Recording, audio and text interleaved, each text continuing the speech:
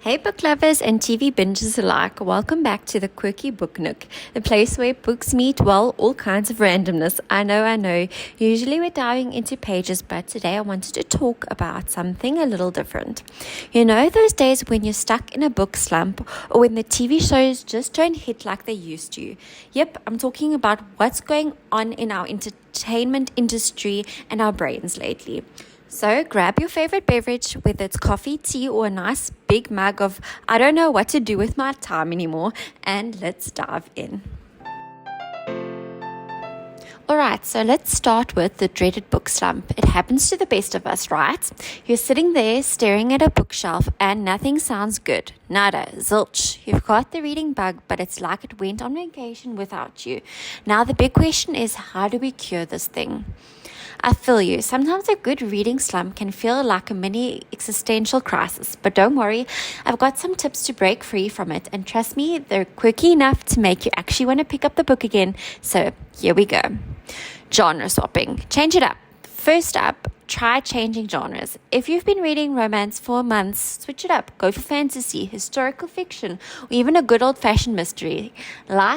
Have you ever tried reading true crime books? Suddenly you're way more invested in solving a crime than, well, anything else you might find a whole new passion for.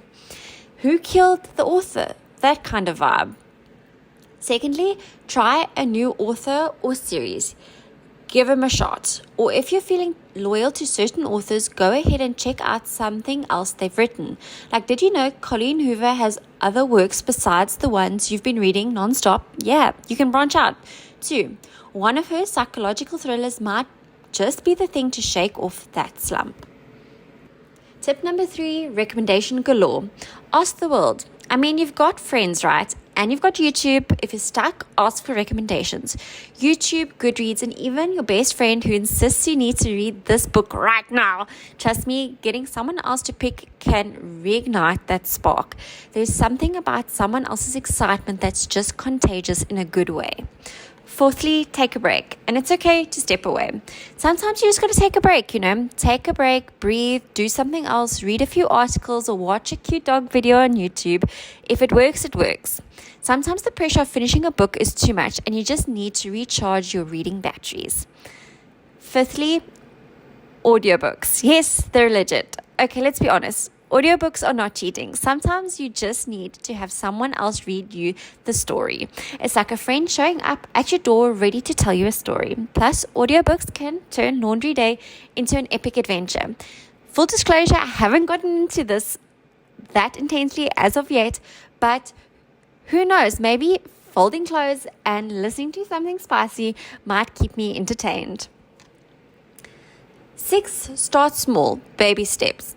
Lastly, go for short reads. Short stories, novellas, poetry, something that's over before you get bored. Sometimes you just need something short to give you that zing, and you'll feel like you've accomplished something, which is always a win. Okay, I know that's a lot, but I promise one of those will hit. And now let's talk about the different shifts that have been bothering me in TV shows.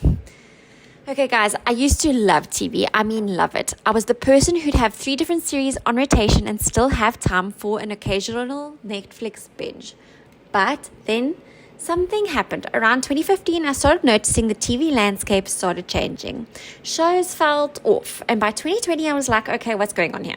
I don't even make it through the first 20 minutes of a movie. It drives my husband insane. I just start cringing. I'm watching trailers like they're snackable TikToks, scrolling endlessly, but actually watching the full series, nah. It's like I can't connect anymore, and I don't even get me started on movies. It's like I have a 5-minute attention span. TV used to be my relaxation tool, but now I can't commit. But you know what's interesting? With all the content we have access to these days, it feels like we should be consuming more, but we're not. It's like we have this endless entertainment at our fingertips, and yet we are all like, meh, about it. Which brings me to a thought. Are we all just overwhelmed by too many options? I feel like we need a break from the constant media consumption.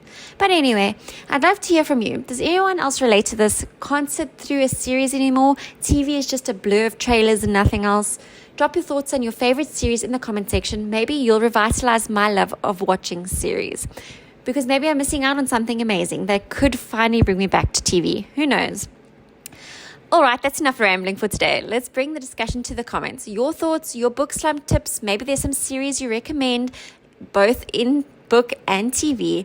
I want to hear everything. Thanks for hanging out with me today at the Quirky Book Nook with Mrs. Scott. Be sure to subscribe for more bookish content, quirky ramblings, and the occasional TV rant. Until next time, happy reading or watching TV, or whatever your heart desires. Thanks. Bye.